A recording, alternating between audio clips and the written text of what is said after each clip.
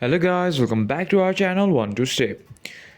Today in this video I'm going to teach you how to fix your WhatsApp verification is not received. Now first of all, when you download WhatsApp and open it, then click on the language you want to put in and hit next. And after that, agree and continue and allow your notification on and give your phone number for the verification code and hit next.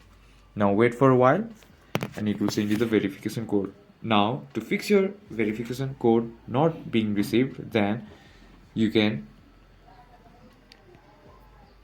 switch to mobile data instead of Wi-Fi, or then it will work. Or you need to check if your internet connection is stable or not, then you'll receive your verification code. Now as you can see here, I've already got my verification code and I've already moved on to the next step. If you find our video helpful, please leave a like and don't forget to subscribe our channel. Hit the bell icon button to get updates on our new videos and drop a comment for reviews and more contents like this. Thank you for watching.